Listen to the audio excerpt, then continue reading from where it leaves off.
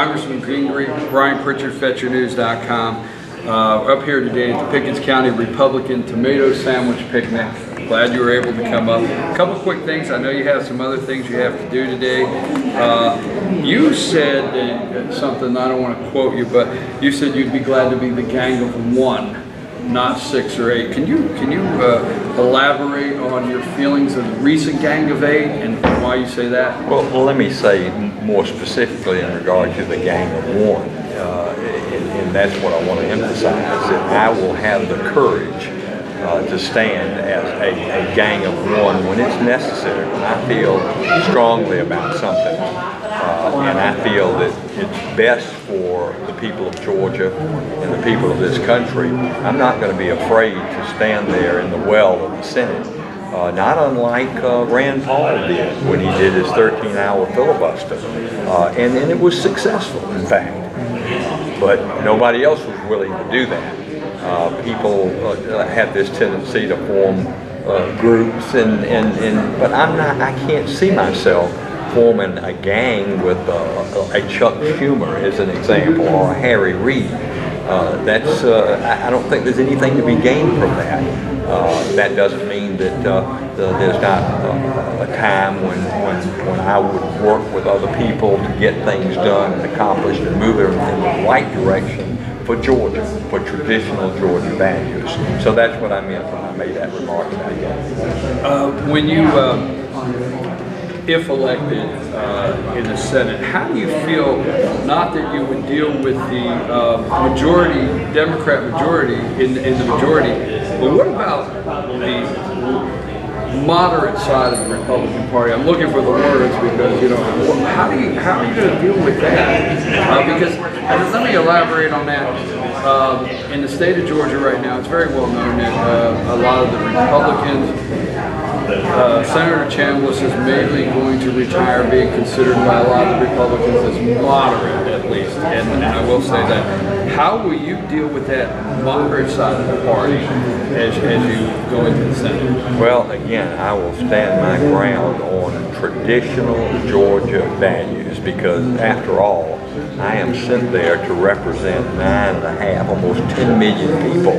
And it's not Phil Gingrey being willing to compromise with the moderates, if you will. It's Phil Gingrey standing strong for traditional Georgia conservative values. It's not good enough to be sort of conservative or mostly conservative. You have got to be rock solid in this time.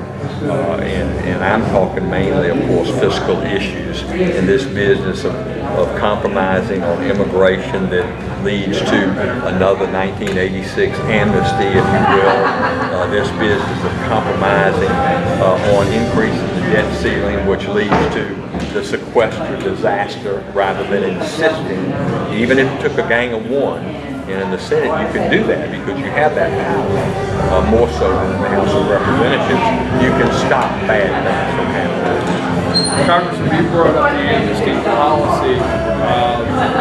Tell me a little bit about immigration, where you stand with the recent, what it looks like is going to pass in the Senate. How do you feel about the immigration bill that's sitting? May go to the floor next week? Well, I'm opposed to it. I'm opposed to it because, quite honestly, it does have amnesty in it, no matter what you call it. Whatever euphemism you come up with,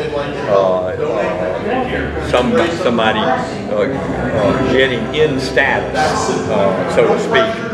No, it's granting amnesty. It's just like was done in 1986. The amnesty was granted. The security of the border, the southern border, was promised, but it never occurred.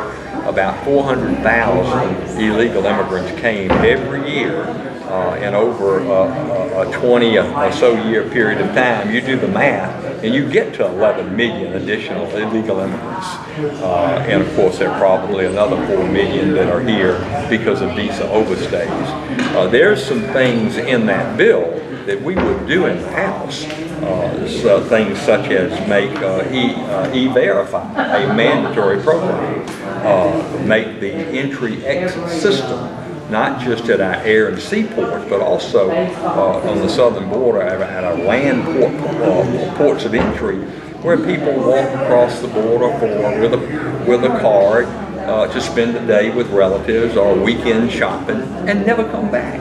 And we don't have a good, secure system to find out about that. We need biometric cards to make sure that whoever goes across comes back, so we don't have this problem. So I think what you'll see in the House is not a comprehensive immigration reform bill.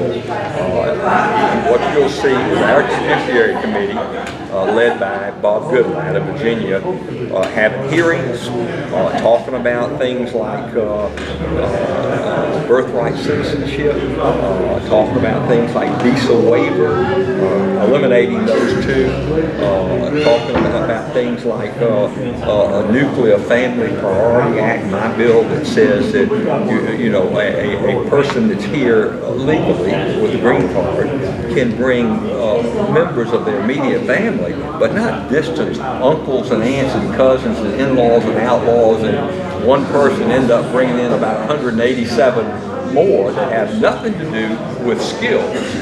And certainly everybody that comes to this country needs to learn English. How do you feel, if you don't mind me asking, because we're discussing the immigration, how do you feel Senator Rubio, and I don't know how to get the way, did he make a mistake, compromising some things? How do you feel about it? I mean, Senator Rubio, how's this going to fall out for him when it's over? What do you think? I really can't predict that at all. I mean, Senator Rubio is a bright young senator and very, very popular. Well, let me tell you why I asked you that. I don't want to interrupt you, sir. Sure. Let me tell you why I asked you that, and maybe that I should have went this direction first. Senator Rubio, when he ran for office, and you're running for Senate now, when he ran for office, he Tea Party support, conservative support, very conservative speeches. Not that he's not, but now that he has this view of compromising, and I think that's what people are seeing when he's standing up with liberal and moderate senators, and what they're seeing is compromising. So I guess that's the reason I asked, because Senator Rubio went there as a strong conservative and is kind of getting a little backlash of compromising. I don't know how to put that. I'm losing the words, Congressman. I apologize. And so that's the reason I asked you that. If you had a position later on that, I can't ask you a hypothetical. Do you understand what I was saying? Well, you are asking me a hypothetical. I know, but I didn't mean it that way. But you understand why I was asking? Of course, and I just really can't read those tea leaves. I mean, that just remains to be seen. I can only tell you the way Phil Gingrey would vote. And certainly if I were in the Senate today, I would not vote for that bill. End Obamacare or fix Obamacare? End Obamacare. Absolutely end Obamacare. Obamacare is not fixable. It is so bad, so egregious, that there's nothing you can do to fix it. And as the senator that actually wrote the bill on that side, Max Baucus, the chairman of the Senate Finance Committee, said to the Secretary of Health and Human Services, this is a train wreck. I was going to say that. This is a train wreck. The rules and regulations which he's established are over 7 feet tall, 8.5 by 11 sheets. And we thought it was difficult to read 2,500 pages of a bill, and we're talking about 44,000 pages of rules and regulations. This is probably the worst piece of legislation that's ever been passed in the United States Congress. And I'll do everything in my power to see that it comes to an end. So, one last thing, they're giving us the hook here, but I just want one more thing.